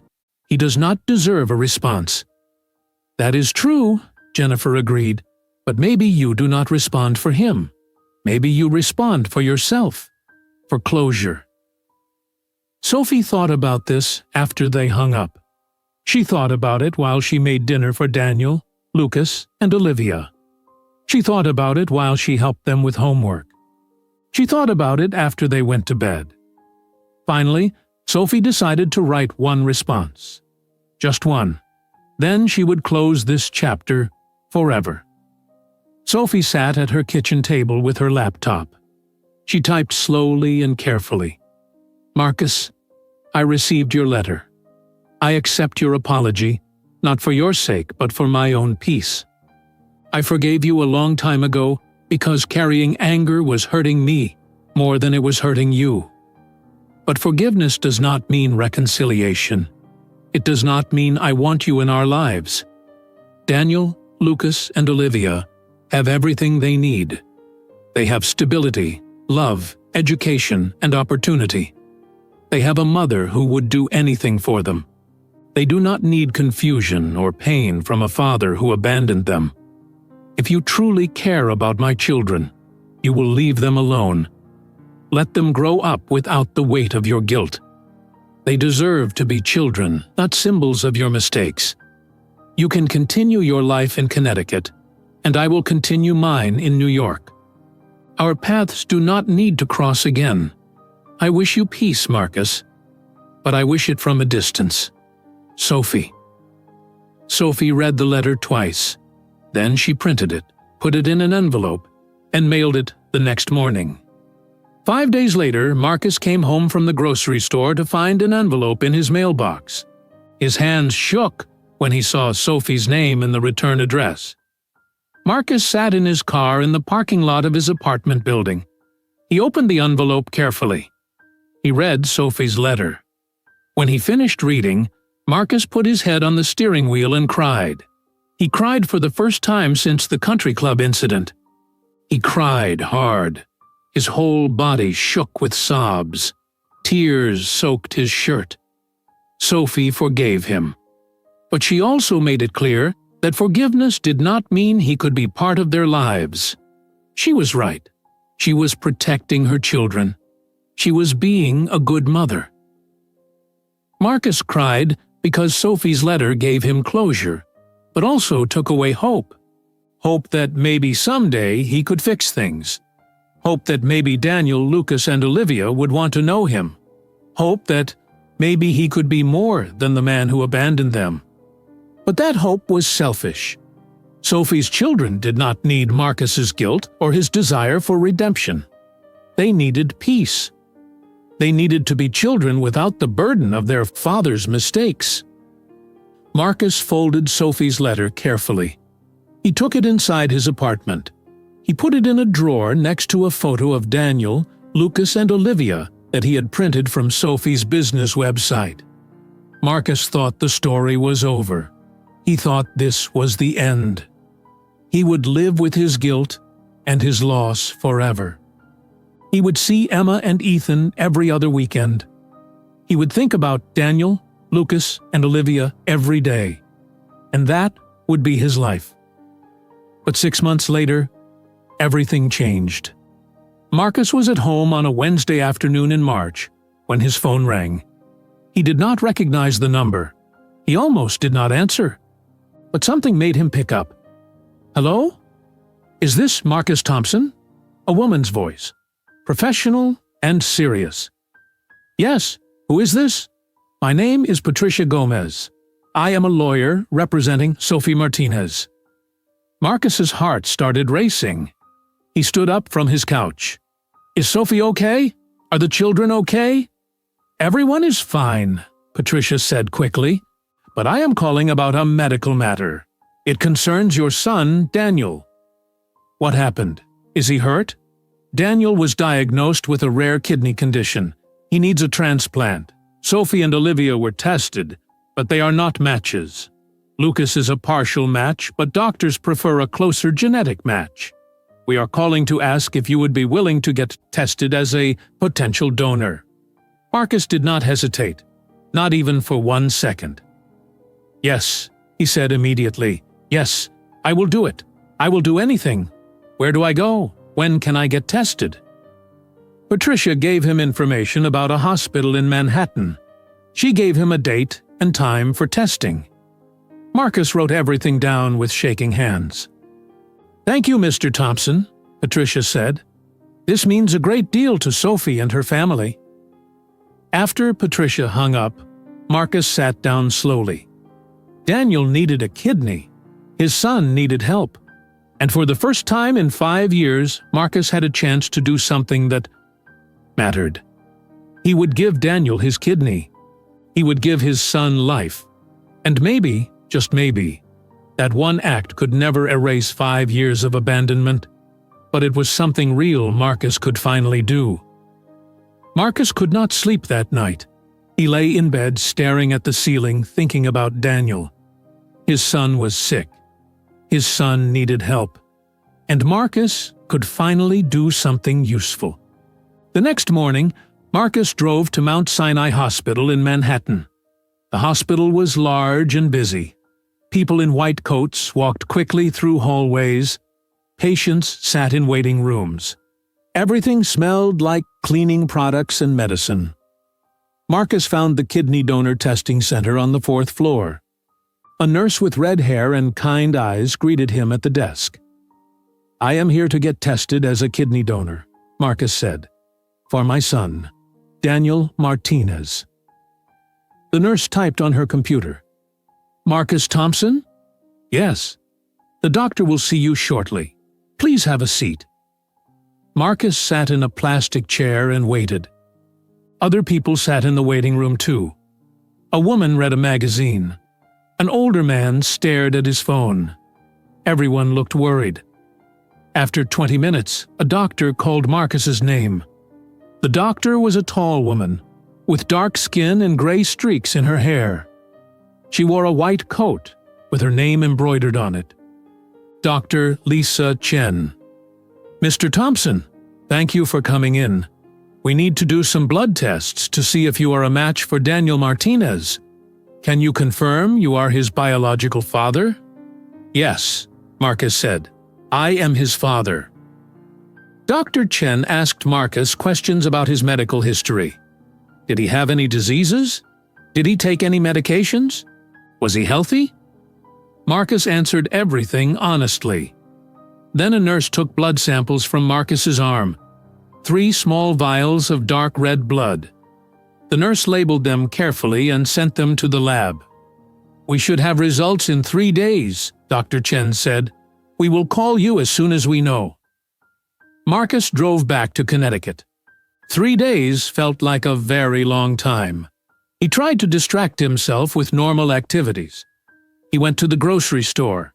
He cleaned his apartment. He watched television without really seeing anything on the screen. On Friday night, Marcus's phone rang. It was Dr. Chen. "Mr. Thompson, I have your test results. You are a perfect match for Daniel. Your kidney tissue is completely compatible." Marcus felt relief flood through his body. "I can donate? I can help him?" "Yes. If you agree to the procedure, we can schedule surgery. I need to warn you that kidney donation is major surgery. There are risks. You will need several weeks to recover. You will need to make significant lifestyle changes." "I do not care about risks," Marcus said immediately. "I want to do this. When can we schedule it?" "I will have my team contact you next week with dates. We need to do more tests first. Pre-surgery appointments. We need to make sure you understand everything involved." "I understand. I want to donate my kidney to Daniel." "All right, Mr. Thompson. We will be in touch soon." Marcus called Patricia Gomez, the lawyer, to tell her the news. Patricia said she would inform Sophie. "Sophie wants you to know she is grateful," Patricia said. Marcus wanted to talk to Sophie himself. He wanted to ask how Daniel was doing, but he knew that was not appropriate. He gave up his right to know those things 5 years ago. 2 weeks later, Marcus returned to Mount Sinai Hospital for pre-surgery appointments. He met with Dr. Chen again. He met with an anesthesiologist who explained how the surgery would work. He met with a social worker who asked him questions about his mental health. "Why do you want to donate your kidney?" the social worker asked. "Because Daniel is my son, and he needs help," Marcus said simply. "You have not been part of his life before now. This is a big step. I know. But this is something real I can do for him. I cannot change the past. I cannot fix the 5 years I was not there. But I can give him this." The social worker made notes. Then she said Marcus was approved for the surgery. On a Tuesday morning in April, Marcus arrived at the hospital for his final pre-surgery appointment. He had to meet with Dr. Chen one more time to sign consent forms. Marcus walked into the waiting room on the 4th floor. He stopped walking when he saw who was sitting there. Sophie sat in a chair near the window. She wore jeans and a simple blue shirt. Her hair was pulled back in a ponytail. She looked tired, worried. Next to Sophie sat 3 children, 2 boys and 1 girl. All of them were 5 years old now. They wore casual clothes, jeans and t-shirts, Daniel, Lucas, and Olivia, Marcus's children. This was the first time Marcus had been close to them since the country club incident 6 months ago. His heart pounded in his chest. His hands started sweating. Sophie saw Marcus. She stood up slowly. "Marcus!" "Sophie." His voice came out hoarse. "How is Daniel doing?" "He is tired, weak, but he is brave." Sophie looked at her son. Daniel was thin and pale. He leaned against his mother. "I am here to help," Marcus said. "I will do whatever the doctors need." Sophie nodded. "I know. Thank you." The 3 children stared at Marcus. Lucas held his brother's hand. Olivia clutched a book against her chest. They looked at Marcus with curious but guarded expressions. Marcus did not know what to say. How do you talk to children you abandoned? How do you introduce yourself as their father when you were never there? Daniel spoke first. His voice was quiet. "Are you Marcus Thompson?" Marcus knelt down so he was at Daniel's eye level. "Yes, I am Marcus." "Mom said you are our biological father." "Yes," Marcus said. His throat felt tight. "I am your father." "Are you going to give me your kidney?" "Yes. If the doctors say it will help you get better, then yes." Daniel looked at Marcus for a long moment. Will it hurt? Probably a little bit, but the doctors will give us medicine for pain, and it will help you feel better. That is what matters. Lucas stepped closer. He was braver than his brother. Why did you leave us when we were babies? Marcus felt like someone punched him in the stomach. This was the question he knew would come. The question he had no good answer for. He looked at Sophie. She nodded slightly. Permission to answer honestly. Marcus looked back at Lucas. I made a very bad choice 5 years ago. My parents told me they would not accept you as their grandchildren because of your race. They said they would take away my money if I stayed with your mother. I was scared and weak, so I left. I chose money and comfort over being your father. That was the worst mistake of my life. But that is racism, Olivia said. She sounded like a teacher correcting a student.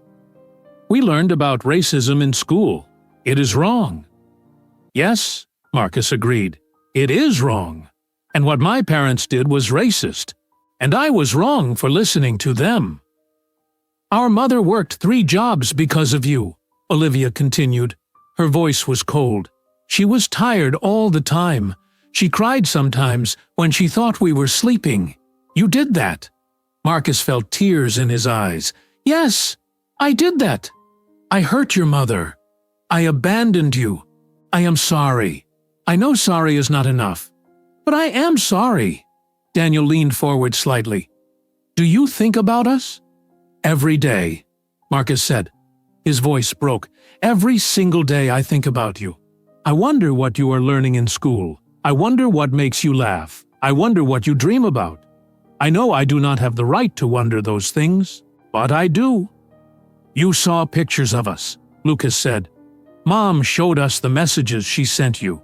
You saw us growing up, and you did nothing. You are right. I did nothing. I was a coward. The children were quiet. They looked at each other. Some silent communication passed between them. Then Daniel said, Thank you for giving me your kidney. Even if you were not there before, you are helping me now. Marcus's tears spilled over. You do not need to thank me. This is the least I can do. Sophie put her hand on Daniel's shoulder. That is enough questions for now. Let Marcus talk to the doctor. Dr. Chen appeared in the doorway. Mr. Thompson, are you ready to sign the consent forms? Marcus stood up. He wiped his eyes. He looked at his 3 children one more time.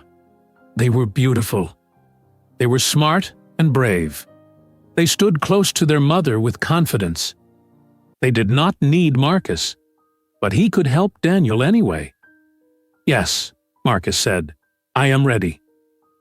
The surgery was scheduled for the following Monday. Marcus would give Daniel his kidney. He would give his son a chance to live and grow and be healthy. One good thing could not erase 5 years of abandonment, but it was something real Marcus could finally give. Marcus gave his final answer, and 3 days later, he woke up at 5 o'clock in the morning on surgery day. He showered and put on comfortable clothes. He drove to Mount Sinai Hospital in Manhattan. The sun was just starting to rise. The city was quiet. At the hospital, nurses took Marcus to a pre-surgery room. They gave him a hospital gown to wear. They started an IV in his arm. They asked him the same questions over and over. What is your name? What procedure are you having today? Do you have any allergies? Dr. Chen came in wearing scrubs. How are you feeling, Mr. Thompson? Nervous, Marcus admitted, but ready. The surgery will take about 3 hours. You will be under general anesthesia, so you will not feel anything. When you wake up, you will be in recovery. You will have pain, but we will give you medication. And Daniel, when is his surgery? He is in the operating room next to yours. As soon as we remove your kidney, the transplant team will give it to Daniel. Both surgeries will happen at the same time. Marcus nodded. His hands were shaking slightly. An anesthesiologist came in and explained what would happen. Then they wheeled Marcus on a bed down long hallways to the operating room.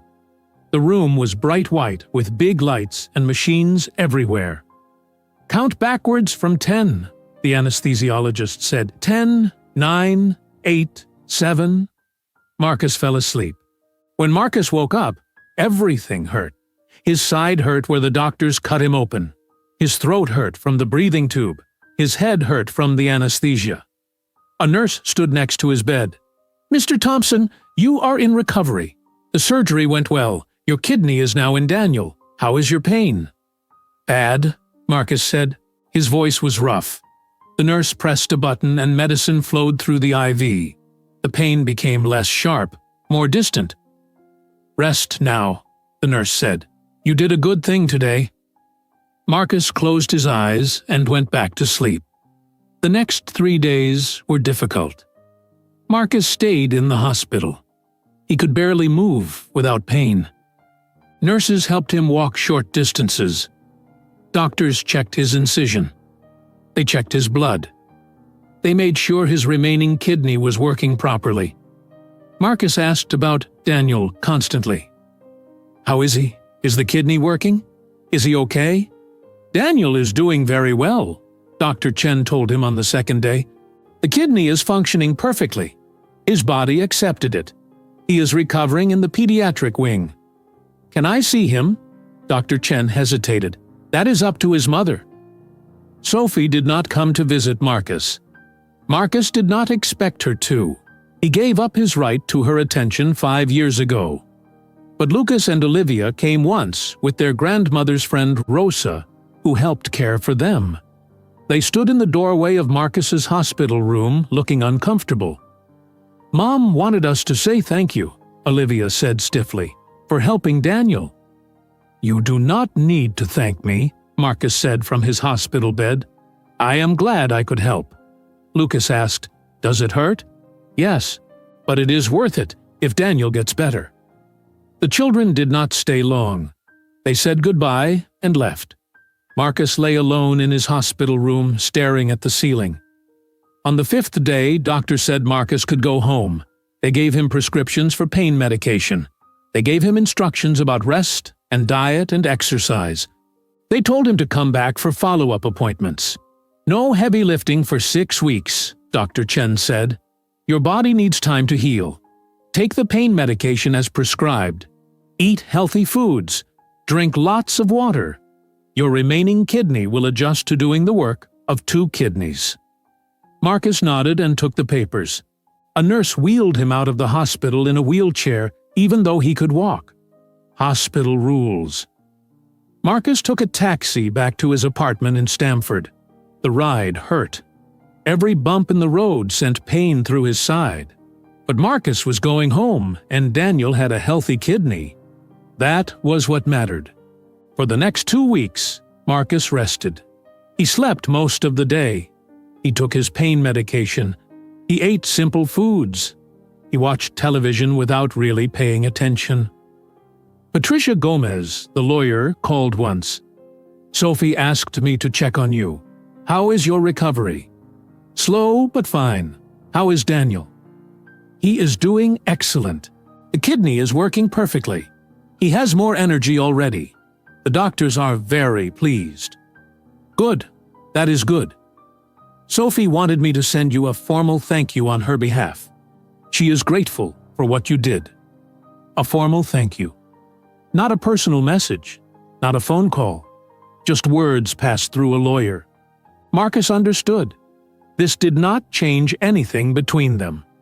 He gave Daniel a kidney, but that did not make him a father. It just made him a donor. 2 days later, Marcus received a letter in the mail. It was from Sophie. Marcus opened it with shaking hands. The letter was typed, professional, brief.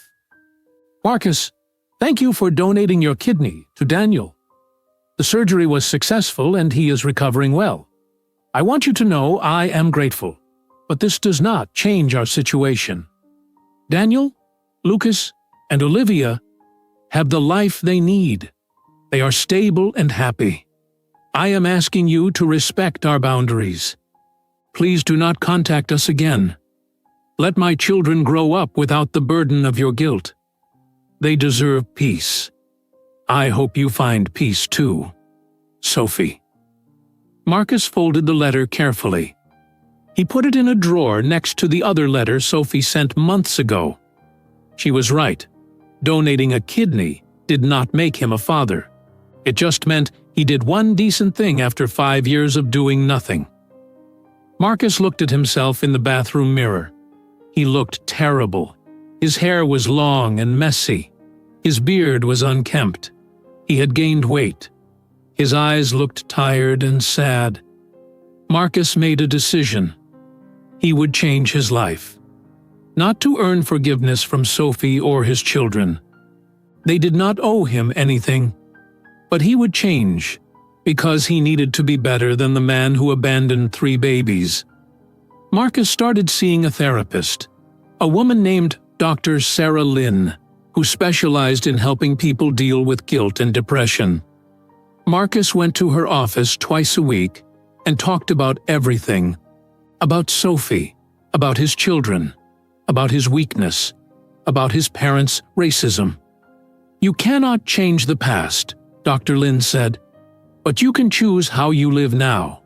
What kind of man do you want to be? Better, Marcus said. I want to be better. Marcus stopped drinking alcohol completely. He joined a gym and started exercising. He shaved his beard and cut his hair. He bought new clothes that fit properly. He started eating healthy food. Then Marcus quit his job at his father's investment firm. He sent Richard an email. I am resigning effective immediately. I do not want your money or your business. I need to build my own life. Richard called immediately. You are making a terrible mistake. What will you do? How will you live? I will figure it out, Marcus said. Goodbye, Dad. Marcus enrolled in an education program at the University of Connecticut. He studied for a teaching certificate. He wanted to teach computer science to high school students. The program took 8 months. Marcus worked hard. He studied late at night. He practiced teaching in front of mirrors. He learned how to write lesson plans. Marcus also worked to rebuild his relationship with Emma and Ethan. The twins were now 6 years old. They visited Marcus every other weekend like the custody agreement said. The visits got better slowly. Emma and Ethan started to relax around Marcus again. They talked more. They laughed sometimes. They played games together. One Saturday afternoon, Emma asked, Dad, why do you look different now? What do you mean? You look happier, less sad. Marcus thought about this. I am trying to be better. I made mistakes before. I am trying to fix what I can fix. You cannot fix everything, Ethan said seriously. You are right, Marcus agreed. Some things cannot be fixed. But I can try to be better now. Marcus told Emma and Ethan about their half-siblings. He showed them photos of Daniel, Lucas, and Olivia from Sophie's public business profile. They look like us, Emma said. Yes, they are your brother and sister. Well, half-siblings. Will we ever meet them? Ethan asked. I do not know. Maybe someday. But that is up to them, not us. In September, Marcus started his first teaching job at Stamford High School. He taught computer science to 11th and 12th grade students. The job paid much less than working at his father's investment firm, but Marcus loved it. He was good with students, especially students who struggled or felt like they did not belong. Marcus understood what it felt like to be lost. Meanwhile, in Manhattan, Sophie's life continued successfully. Her venture capital firm grew. She invested in more companies. She helped more women and minority entrepreneurs. Business magazines wrote more articles about her. Daniel made a full recovery from his surgery. The kidney functioned perfectly. He gained weight. His energy came back. He returned to school and, continued to excel in mathematics. Lucas performed in more piano recitals. By age 7, he was playing pieces that most teenagers could not play. His teacher said he had natural talent. Olivia won first place in a regional science competition. She built a model of the solar system that included accurate measurements of planetary distances. She explained her project to judges using words most adults did not understand. Sophie was proud of her children. So proud. Years passed. Marcus lived his quiet life in Stamford. He taught his students. He saw Emma and Ethan every other weekend. He went to therapy. He stayed sober. He tried to be the person he should have been years ago. He never contacted Sophie or the triplets. He respected the boundaries Sophie set. But he thought about them every day. On Daniel's 10th birthday, Sophie asked her son if he wanted to do anything special. "Can I write a letter to Marcus?" Daniel asked. Sophie was surprised. "Why?" "To say thank you for the kidney. I never really thanked him properly." Sophie thought about this carefully. Then she said, "Yes, you can write a letter if you want to." Daniel wrote a short letter, simple and direct. "Dear Marcus, thank you for giving me your kidney 5 years ago. I am doing very well. I am healthy and strong. I am 10 years old now. I am in 5th grade. I am good at math and science. I play soccer. I have friends. I am happy. My mom says you are my biological father. I know you were not there when I was little." Mom explained why. "I understand you made bad choices, but I also know you helped me when I needed it. So thank you. I do not think we will meet. That is okay. I just wanted you to know I am doing well. Daniel." Sophie mailed the letter to Marcus's address in Stamford. She found it through the hospital records. When Marcus received the letter 2 weeks later, he cried. He cried like he did when Sophie sent her letter years ago. But these were different tears. These were tears of gratitude. Daniel was healthy. Daniel was happy. Daniel was thriving. Marcus framed the letter and hung it on his bedroom wall. It was the only thing he had from his first 3 children. Marcus knew he would probably never be part of Daniel, Lucas, and Olivia's lives in any meaningful way. That was the consequence of his choices 5 years ago. Some mistakes cost everything. Some people spend the rest of their lives learning to live with what they lost. But Marcus lived every day trying to be better. He taught his students. He showed up for Emma and Ethan. He did not run from hard conversations. He faced his failures honestly. On a quiet Tuesday evening in November, Sophie sat in her Manhattan apartment with Daniel, Lucas, and Olivia. They were 10 years old now, growing up fast. They sat around the dinner table eating pasta and salad. Normal food. Normal conversation. "I got an A on my math test," Daniel said. "I have a piano competition next month," Lucas said. "My science project got chosen for the school exhibition," Olivia said. Sophie smiled at her 3 children. They were confident. They were successful. They were kind. They were everything she hoped they would be. "I am proud of you 3, Sophie said. "I'm so proud." "We know, Mom," Olivia said with a smile. "You tell us every day." They laughed together. They talked about their plans for the weekend. They cleaned up dinner dishes together. They were a family, complete, whole, strong. Marcus Thompson existed somewhere in the background of their lives as the man who gave Daniel a kidney and nothing more. And that was exactly what he deserved. Some people get second chances. Some people do not. Marcus learned to live with being the person who did not. But he woke up every morning and tried anyway. He tried to be better than the coward who chose comfort over love. He tried to be better than the man who let racism control his decisions. He tried to be better than the father who abandoned 3 babies. Some days were harder than others. Some days Marcus looked at Daniel's letter on his wall and felt crushing sadness for everything he lost. But other days he felt something that was almost peace. He could not fix the past, but he could be better now, and that had to be enough. If you enjoyed today's video, I'm sure you'll love the next one. Don't waste time. Just click on the screen